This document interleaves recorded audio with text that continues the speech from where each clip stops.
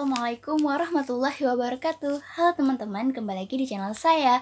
Dalam video kali ini kita akan membahas mengenai membandingkan antara novel Indonesia dan novel terjemahan. Selain itu juga ada nanti berisi rangkuman tentang novel serius, novel populer, dan novel tenlit. Jadi selamat menyaksikan videonya. Oke, mulai aja ya. Jadi di video ini saya akan memaparkan hasil rangkuman saya terkait presentasi dari kelompok 3 dalam mata kuliah apresiasi prosa. Apa aja tuh rangkumannya? Ayo lanjut ya. Pertama, tentang novel asli Indonesia. Novel Indonesia atau novel asli Indonesia adalah novel yang bercetak yang menggunakan bahasa Indonesia dan pengarang aslinya adalah orang Indonesia. Itu pengertian dari novel asli Indonesia. Kemudian yang kedua, tentang novel terjemahan. Novel terjemahan itu apa? Novel terjemahan adalah novel yang disusun dengan cara mengalih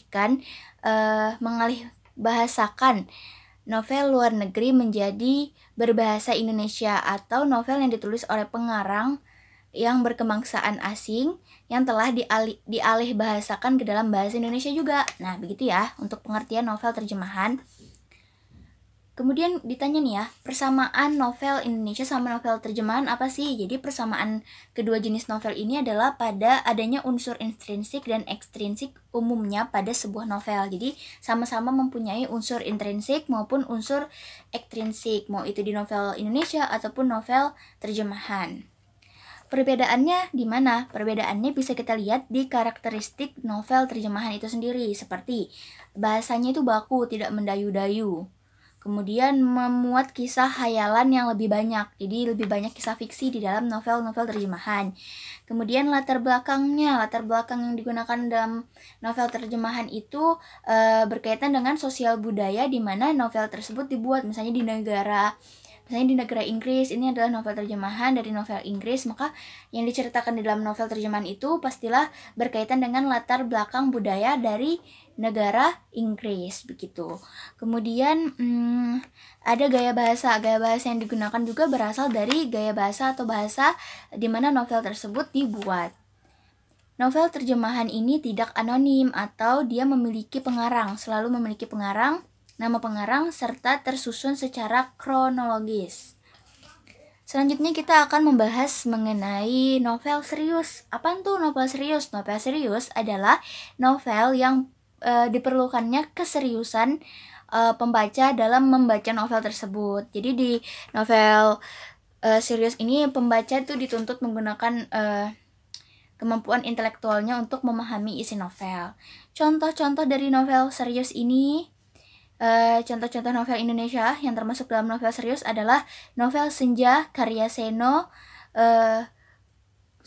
Gumira Aji Dharma. Kemudian yang kedua ada Ronggeng Dukuh Paruk karya Ahmad Tohari. Lanjut, kita akan membahas mengenai novel populer. Apa itu novel populer? Novel populer adalah novel atau karya sastra fiksi yang terkenal dan populer pada masanya sesuai dengan minat dan permintaan pasar saat itu. Contoh-contoh novel populer ini ada yang pasti teman-teman kenal banget ini ya, novel Laskar Pelangi karya Andrea Hirata yang ada filmnya itu juga loh. Kemudian ada Bumi Manusia karya Pramudia Anantatur. Kemudian ada novel Dilan karya Pidi Baik.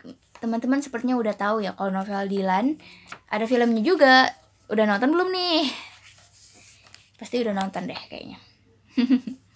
Lanjut, kita akan membahas mengenai novel tenlit. Novel tenlit adalah novel atau karya sastra populer dengan tema kehidupan remaja. Jadi beserta segala permasalahan kehidupan yang sering dialami oleh remaja pada umumnya. Jadi novel-novel tenlit ini berkisah tentang kehidupan remaja. Biasanya tuh menceritakan dengan latar belakang cerita tuh masih SMA. Ya tokoh-tokohnya tuh masih SMA, pokoknya begitu deh. Contoh-contoh novel tenlit itu ada beberapa, saya sebutkan 3 saja. Pertama ada Fairis karya Esti Kinasi, kemudian ada Dialova karya Dilan Nuranidia, dan 2 Rembulan karya Rina Tirashingu. Agak susah nama penulisnya ya. Jadi itu adalah rangkuman saya mengenai materi membandingkan novel Indonesia dan novel terjemahan. Semoga video ini bermanfaat untuk teman-teman dan juga saya. Terima kasih telah menyaksikan video ini. Saya mohon maaf apabila dalam penyampaian di video saya ini terdapat kesalahan baik dari ucapan, perbuatan, perkataan yang saya lakukan. Saya mohon maaf sebesar-besarnya. Saya ucapkan terima kasih karena telah menyaksikan video ini hingga akhir. Saya akhiri. Wassalamualaikum warahmatullahi wabarakatuh. Sampai ketemu di video selanjutnya.